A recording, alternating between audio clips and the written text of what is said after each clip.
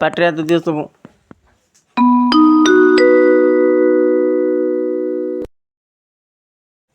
आज आम देखा पंचम श्रेणी साहित्य कालभेरिया कांदुचीर आलोचना करवा भाग 1। तेणु समस्ते बही बाहर करवा है। पंचम श्रेणी पिला माने समस्ते बही बाहर कर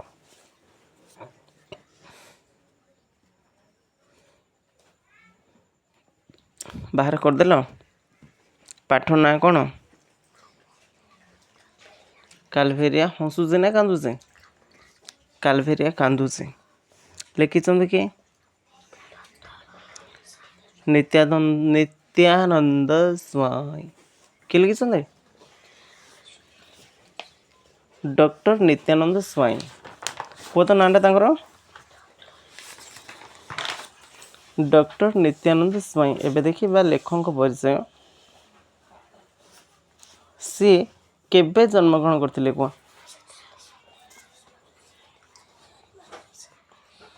1943 मसीहा जनवरी मास 29 तारिख रे।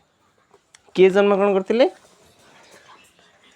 डॉक्टर नित्यानंद स्वाई, जे कि को पाठ लिखिं? कालभेरिया कांदुचे। बुझल? अच्छा आउ थे कहीदेव टे। डॉक्टर नित्यानंद स्वाई जन्म तो होते ना कि ना आकाश रही उड़ीरी?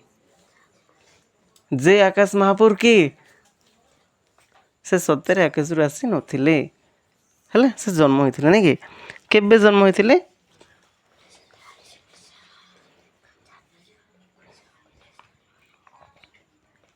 ठीक अच्छे 1943 मसीहा जनवरी मास 29 तारिख रे। आउे कह तो डेटा?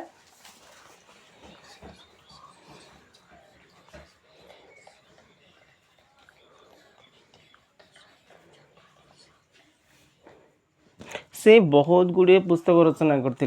डॉक्टर नित्यानंद स्वाई बहुत गुड़े पुस्तक सब रचना करते। से कौन कौन सब पुस्तक रचना करते?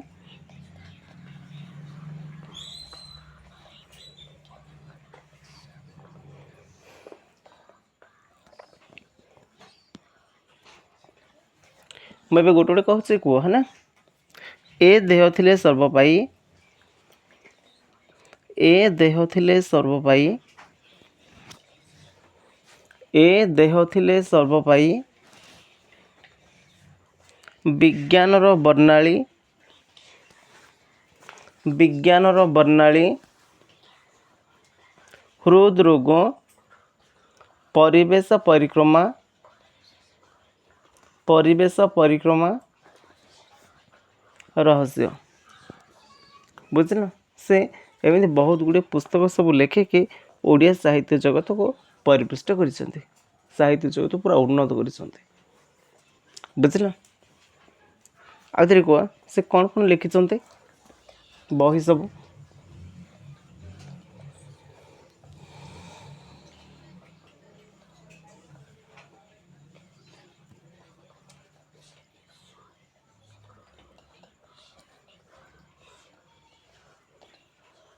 ठीक अच्छे। एबे लेखक परिचय पढ़ा पाटी करी पढ़।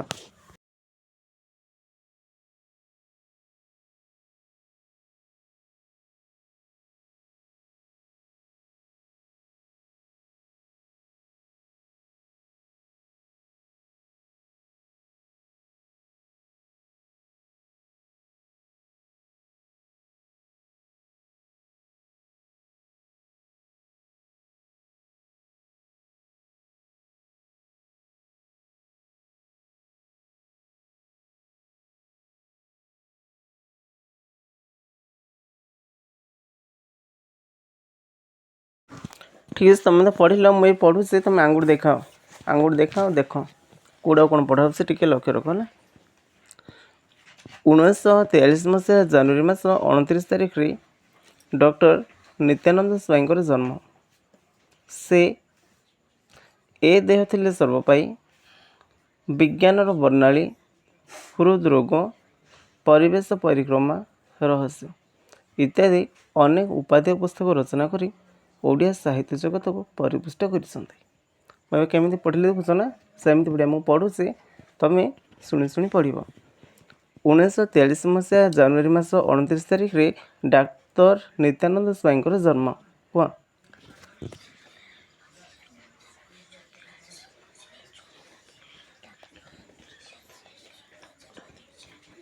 ସେ ଏ ଦେହ ଥିଲେ ସର୍ବପାଇ ବିଜ୍ଞାନର ବର୍ଣ୍ଣାଳୀ ହୃଦରୋଗ ପରିବେଶ ପରିକ୍ରମା ରହସ୍ୟ ଇତ୍ୟାଦି ଅନେକ ଉପାଦେୟ ପୁସ୍ତକ ରଚନା କରି ଓଡ଼ିଆ ସାହିତ୍ୟ ଜଗତକୁ ପରିପୁଷ୍ଟ କରିଛନ୍ତି।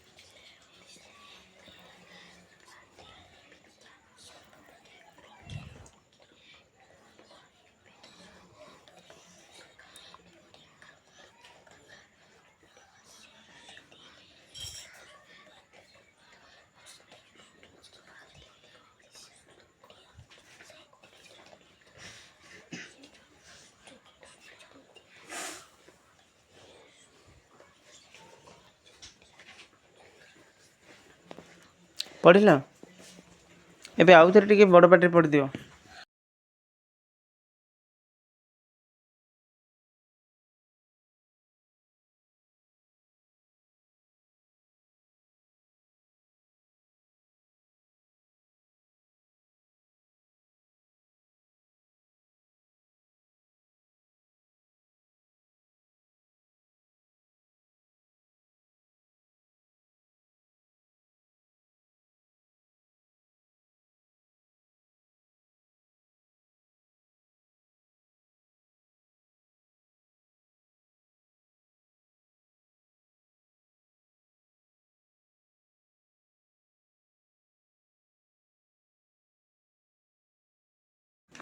ଦେଖ ବହି ଦେଖ, ଏବେ ପାଠଟା ଦେଖିବା। କାଲଭେରିଆ କାନ୍ଦୁଛି ଲେଖିଛନ୍ତି କି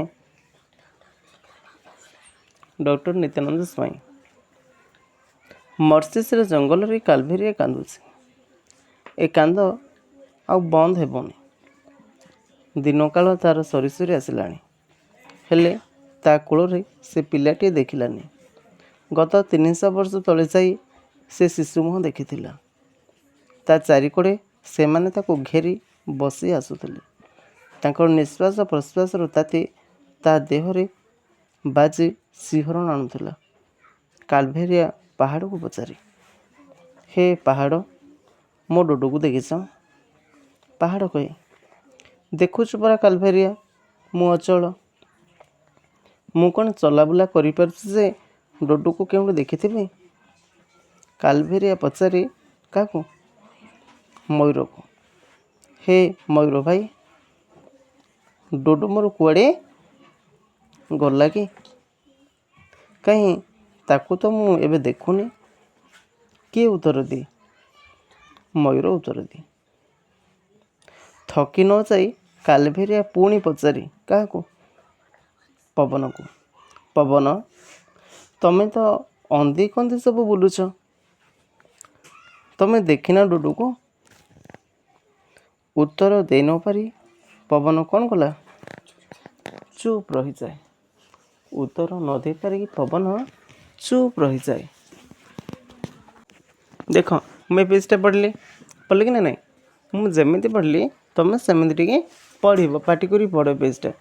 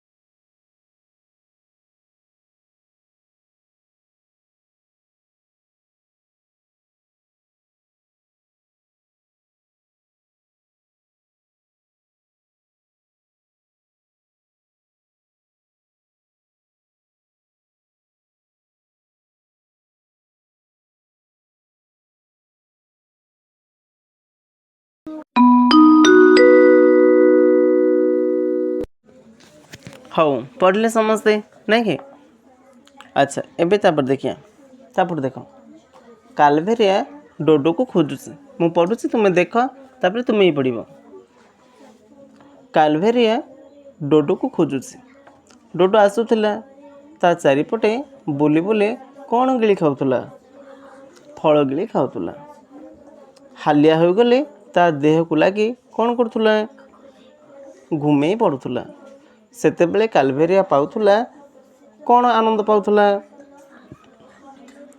मातृत्वर आनंद पाउथुला है किपरि से आनंद पाउथुला ना मातृत्वर आनंद पाउथुला किए मातृत्वर आनंद पाउथुला कालभेरिया कालभेरिया केतेबेले मातृत्वर आनंद पाउथुला जेतेबेले डोडो पक्षी आसिकी ता पाखरे रहउथुला घुमेकी सोई पड़ुथुला है से डोडो आ आसु नाही कालभेरिया भाबुचे कौन भाबुचे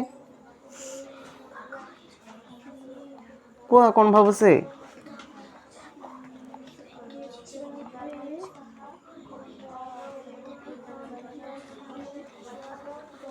शुण शुणला कालभेरिया भाबुचे मु तो ताकू केबे किसी कहिनी तेबे तार एते अभिमान कहीं कहीं कहता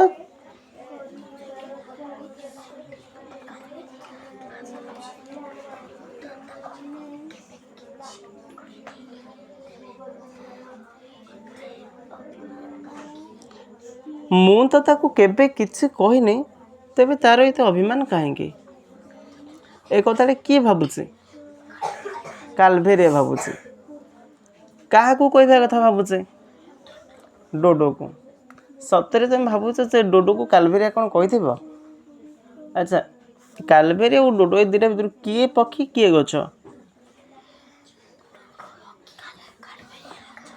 कालभेरिया गछा गंछा डोडो खंच ए कौन से भूल कर मन पड़ा नहीं कालभेरिया हूँ गछ डोडो हूँ ढच ए कौन से पक्षी बुझ ना ताहले पक्षी किए ढो ढो के ढोढ़ रे डोडो पक्षी बुझ पक्षी है डोडो पक्षी आ कालभेरिया गोटे गछटी देखा पवन भाई डोडो को मोर टिके खबर दिंत मुझे एने मुझे अने बसी परा मुझे अने बसी परा से थरटी हेले आसी मुआड़े बुली जाता नहीं पवन भाई डोडो को मोर टिके खबर दिंत मुझे अने बसी परा से थरटी हेले आसी मुआड़े बुली जाता नहीं ए कथाटे किए क्या कही भावुच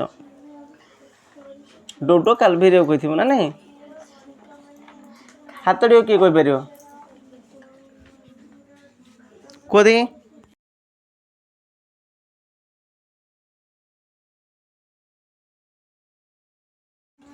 ठीक कहीच है पवन को कालभेरिया कौच जे तुम डोडो को टे खबर दिंत से आसिक देखिए मत टे जाता बोली देख ये गोटे पक्षी चित्रटे देती ना नहीं पत्थर गोटे पक्षी भाई पूरा गोटे कुकुड़ा को नहीं कि बतु को नहीं कि से गोटे पारा को नहीं से टाइप नहीं पक्षीटा ता ना कौन से ना हरिण कौन था ना हरिण रे डोडो ढो ढो कहीदे आयो सीधा रामपुरी खाईद ठीक अच्छे देखा बही टी पवन सबू देखी पवन सबू देखी बही देख पवन सबू देखी देखुच बही पवन सबू देखी तारी आखि आगरे जहाँ सबू घटी जाइए तार से साक्षी से यार प्रतिवाद करिथिला रागरे पाचि जाई से सृष्टि करिथिला झड़ किंतु से हार मानि नेला ए अमानिया अविवेकी मनुष्य जातिर पाखरे किए हार मानुनी से जे विवेक खटे काम करेनी ताकू दूररू जुहार भक्ति रे नुहे भय आ घृणारे पवन ठीक कला आज से कालभेरिया को सबू कहीदेव एते दिन धरी जहाँ से लुचई रखिथिला कालभेरिया ठारू से गोपन कहानी को ता आगरे खोलीदेव ତାକୁ ଲୁଚେଇ କିଛି ଲାଭ ନାହିଁ। ଆଉ କେତେ ଦିନ ସେ ବଞ୍ଚିବ ବା? ଏ କଥାଟା କିଏ ଏମିତି ଭାବୁଛି? ପବନ ଭାବୁଛି ମୁଁ ଯେଉଁ କଥା ସବୁ ଲୁଚେଇ ରଖିଥିଲି ସେ ସବୁ କଥା ଗୁଡ଼ିକ ଆଜି କାଲଭେରିଆକୁ କହିଦେବି। ତା ମାନେ ଏ ଡୁଡୁ କୁଆଡ଼େ ଯାଇଛି, ଡୁଡୁ କ'ଣ କରାହେଇଛି କ'ଣ ନାହିଁ ଏଇ ସବୁ ଦେଖିଛି। ପବନ ତ ଚାରିଆଡ଼େ ରହୁଛି ନା, ଅନ୍ଦି କନ୍ଦି ମନ୍ଦି ଝନ୍ଦି ଫନ୍ଦି ସବୁଆଡ଼େ ପବନ ରହୁଛି ନା ନାହିଁ? ଘରେ ବାହାରେ ଛାତ ଉପରେ ରୋଡ଼ ଘାଟରେ ଚାରିଆଡ଼େ ପବନ। ତେଣୁ ପବନ ଯାହା ହେଇଛି ସବୁ ଦେଖିଛି। ଆଉ କାଲଭେରିଆକୁ ଏ କଥାଟା ସେ କହିନଥିଲା, ଲୁଚେଇକି ରଖିଥିଲା।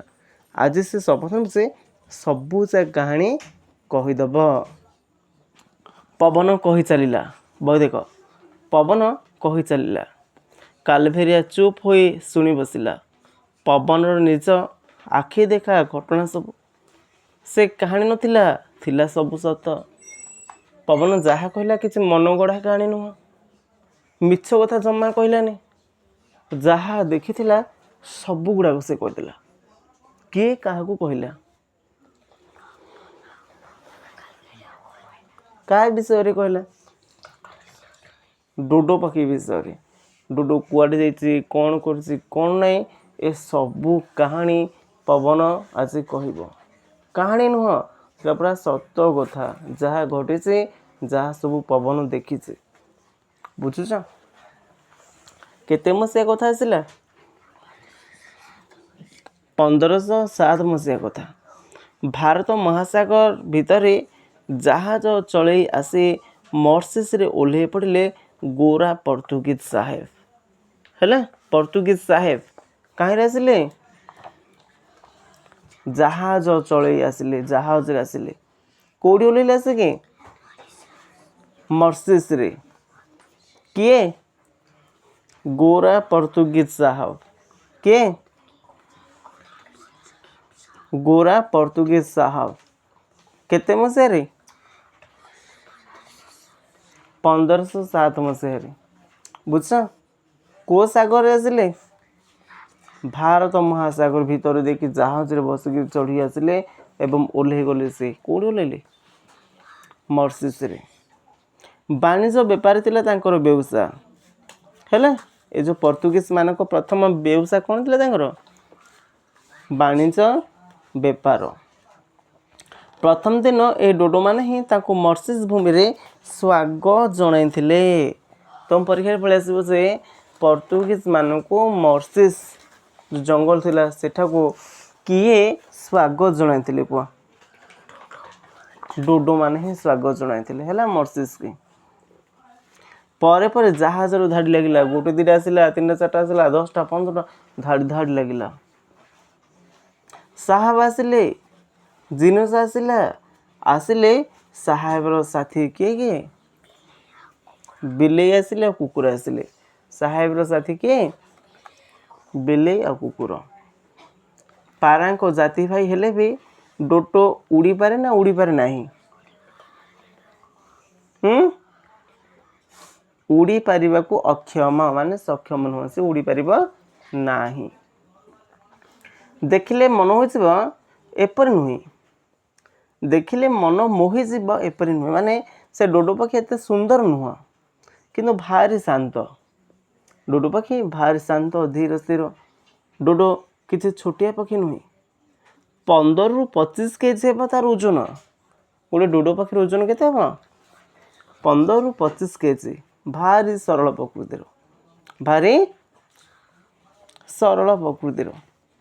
ଏତେ ସରଳ ଆଉ ନିଷ୍କପଟ ଯେ ତାକୁ ନିହାତି ବୋକା ବୋଲି ବି କୁହାଯାଇ ପାରିବ। ସେଟା ଗୋଟେ ଅତି ବୋକାଟି।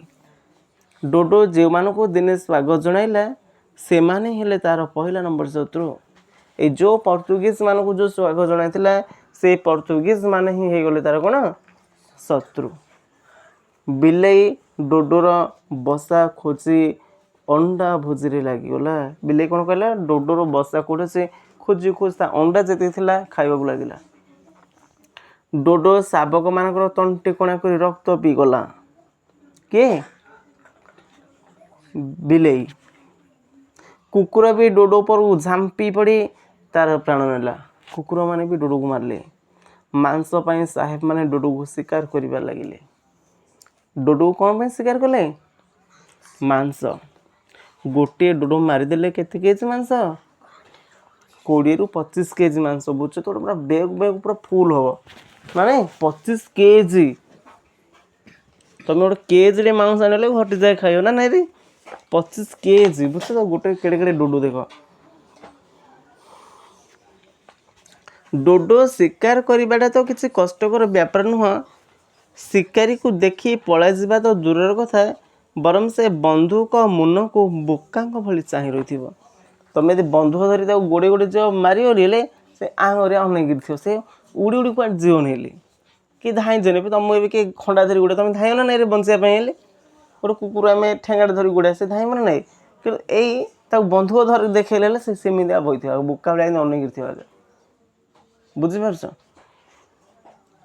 बंधुक ढोकरे डोडो से ठो हो जाए ढड़ कि ना गोटे फुट कौन बंधुक फुटले से डोडो ढड़ ढड़ कौन हम से बंधुक फुटला ढो डोडो हो गला ठो बंधुक फुटला ढो डोडो हो गला ठो बुझ बंधुक ढो करे डोडो से कौन हो जाए ठो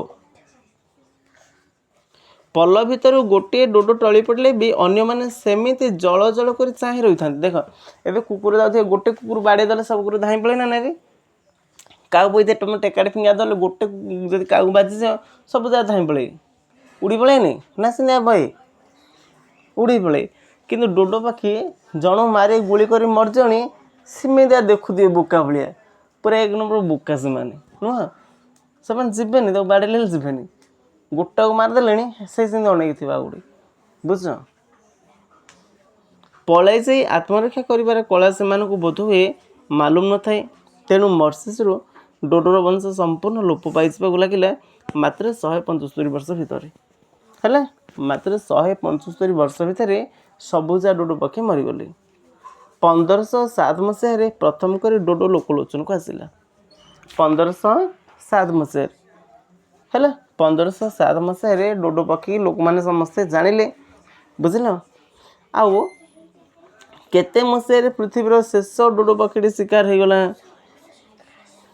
1681 1507 जना पड़ा डोडो गोटे पक्षी अच्छी मारी खाइले लहुचेले आउ 1681 मसीहा बेलू पृथ्वीर शेष डोडो पक्षी शिकार करदेला मनुष्य सबुदिन डोडो लोप पाईगला डोडो पक्षी अच्छे ना नहीं नाई दुनिया डोडो पक्षी नाई सब मनुष्य मारिक सी खाईदेला कहीं एवं पढ़िया जो 1507 मसीहा कथा भारत महासागर भितर जहाँ चली आसी मर्सिस ओह्ल पड़े देखे ना नहीं से पढ़